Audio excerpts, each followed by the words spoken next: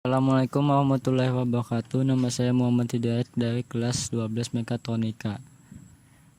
Saya akan mempresentasikan perencanaan, perawatan, dan perbaikan. A. Definisi perencanaan perawatan. Pengertian perencanaan perawatan adalah suatu kombinasi dari setiap tindakan dan dilakukan untuk menjaga sistem equipment dalam proses perawatannya sampai kondisi dapat diterima. Perencanaan perawatan mengikut sertakan pengembangan dari seluruh lintasan kegiatan yang mencakup semua perawatan, reparasi, dan pekerjaan overhaul. Jadi di sini adalah definisinya.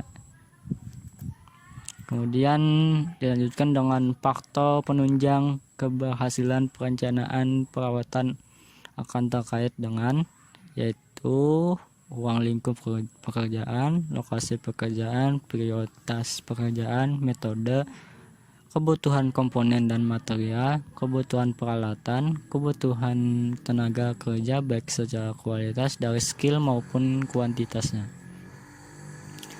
Kendala yang mungkin dalam perencanaan perawatan dapat disebabkan berbagai aspek seperti komunikasi ketidakjelasan instruksi, kurangnya informasi, maupun berbagai kelambatan dan ketidakpastian spare part atau tenaga kerja terampil. Selanjutnya yaitu langkah-langkah dalam menyusun perencanaan perawatan umum meliputi mendefinisikan persoalan dan menetapkan equipment yang akan direncanakan secara jelas sesuai tujuan dan ketetapan kebijaksanaan organisasi perusahaan.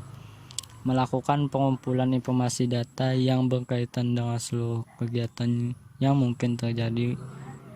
Kemudian melakukan analisis terhadap berbagai informasi dan data yang telah dikumpulkan dan mengklasifikasinya berdasarkan kepentingan. Kemudian menetapkan batasan dari perencanaan perawatan, menentukan berbagai alternatif rencana yang mungkin dapat dilakukan yang kemudian memilihnya untuk kemudian rencana tersebut dipakai. Menyiapkan langkah pelaksanaan secara rinci termasuk penjadwalan.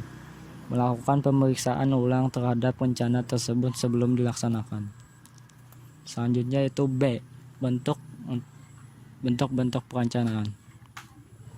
Di sini ada beberapa bentuk-bentuk perencanaannya, yaitu kebijaksanaan polisi atau merupakan rencana yang menerangkan tentang seluruh batasan kegiatan secara umum dan komprehensif sebagai pegangan dalam pelaksanaan pekerjaan perawatan. Kemudian prosedur, suatu rencana yang dengan jelas mendefinisikan tata cara yang menyangkut kegiatan pekerjaan perawatan.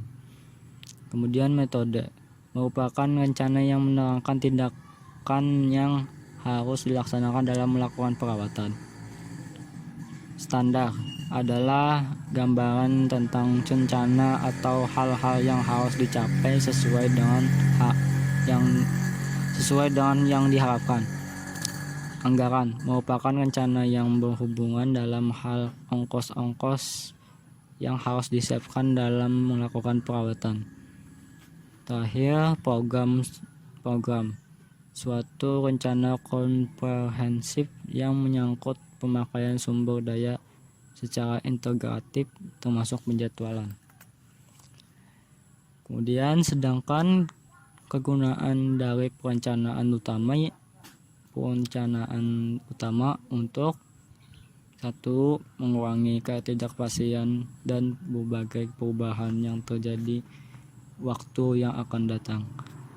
2. Mengarah pada tujuan. 3. Digunakan sebagai dasar pengendalian dari pengawasan. Dalam pelaksanaannya, sudah barang tentu akan muncul berbagai faktor pembatas dari suatu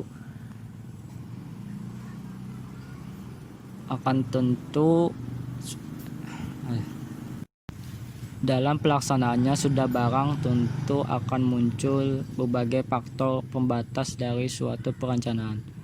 Hal ini merupakan kelemahan dari membuat perencanaan perawatan. Adapun faktor tersebut diantaranya: satu, sulitnya mencari anggapan secara teliti. Sebagai contoh, dalam pengaturan persediaan komponen atau suku cadang lebih sulit pengaturannya dibandingkan dengan pengaturan persediaan material atau barang lain. Hal ini karena dipengaruhi tingkat kerusakan. Kedua, adanya perubahan yang sangat cepat. Ketiga, disebabkan kekakuan internal. C.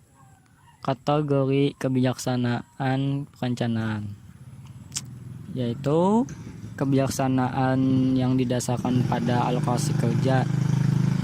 Hal-hal yang harus diperhatikan terutama pada yaitu ada beberapa aspek dasar yang mungkin perlu diperhatikan pada prosedur perencanaan, seperti unit kerja, ukuran kerja, isi pekerjaan, dan waktu tersedia. Ketiga, kebijaksanaan berdasarkan kemampuan kerja bisa memuat, yaitu nanti akan dijelaskan di slide selanjutnya. Kemudian kebijaksanaan berdasarkan hubungan antar lingkungan kerja akan memperhatikan, nanti akan dijelaskan di slide berikutnya. Kebijaksanaan berdasarkan pengendalian kerja biasanya menyangkut, akan dijelaskan di slide selanjutnya. Kemudian slide selanjutnya yaitu satu, kebijaksanaan yang didasarkan pada alokasi kerja. Hal-hal yang harus diperhatikan terutama pada yaitu apa yang direncanakan dan berapa besar perencanaan itu akan dibuat. Yang kebijaksanaan berdasarkan kemampuan kerja biasanya memuat itu kemampuan kerja kontraktor, sentralisasi atau desentralisasi. Kemudian rekrutmen merupakan kebijaksanaan yang berhubung dengan pengadaan personel perawatan, biasanya akan tergantung kondisi yang ada di perusahaan. Kemudian kebijaksanaan berdasarkan hubungan antar lingkungan kerja akan memperhatikan sebagai berikut: partisipasi personel, terutama dalam mengatur rancangan dan memberikan pandangan serta antisipasi sehingga akan berdampak pada efisiensi ongkos perawatan. Hal-hal yang perlu dipertimbangkan diantaranya seperti pelatihan kemampuan personel, penggunaan spare part, dan lain-lain. Kemudian wewenang. Kebijaksanaan berdasarkan pengendalian kerja biasanya menyangkut komunikasi. Setidaknya ada dua area aktivitas perawatan yang efektif, yaitu pertama, mengenai transmisi perintah kerja antar seksi. Yang kedua, hubungan antar personel. Yang kedua yaitu pengendalian biaya, termasuk penyediaan daftar yang akan digunakan untuk melakukan evaluasi kinerja dan digunakan sebagai informasi yang dibutuhkan. D. Klasifikasi perencanaan perawatan, yaitu perencanaan tahunan annual maintenance plans yang meliputi anggaran, rencana infeksi, persiapan, pengaturan subkontak, pengaturan tenaga kerja, dan lain-lain. Kedua, persiapan pembuatan perencanaan perawatan tahunan akan mengikuti langkah berikut: menentukan pekerjaan apa yang diperlukan, seperti sesuaikan dengan aturan standar perawatan dari sistem atau equipment, catatan kerusakan, perencanaan tahunan sebelumnya, work order yang diterima dari usaha. Selanjutnya melakukan pemilihan pekerjaan, melakukan estimasi interval waktu secara tentatif, melakukan estimasi jadwal kerja, melakukan estimasi waktu yang diperlukan, melakukan estimasi biaya yang dibutuhkan, melakukan pengecekan pada requirement, dan mengatur beban kerja. D.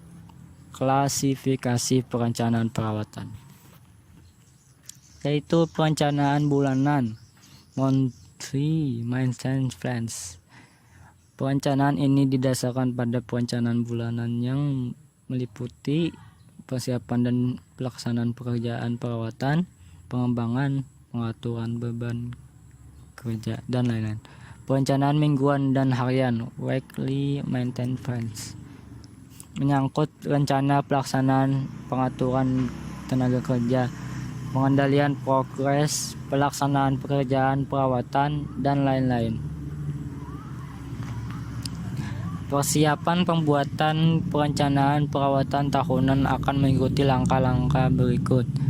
1. Menetapkan prioritas pekerjaan, melakukan estimasi kebutuhan tenaga kerja dan biaya, melakukan pengaturan beban kerja dan persiapan penjadwalan.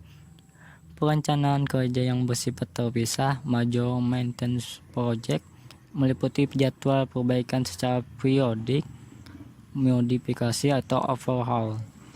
Klasifikasi perencanaan perawatan berdasarkan metode, klasifikasi perencanaan perawatan berdasarkan waktu pelaksanaan.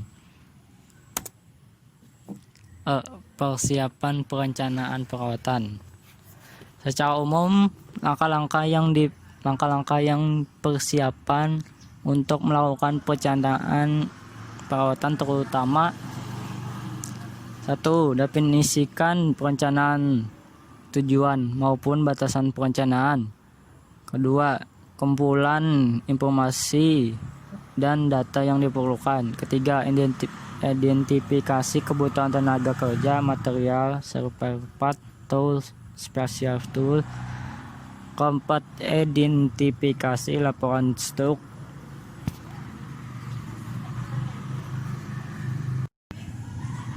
5. Identifikasi berbagai toleransi yang diperlukan. 6.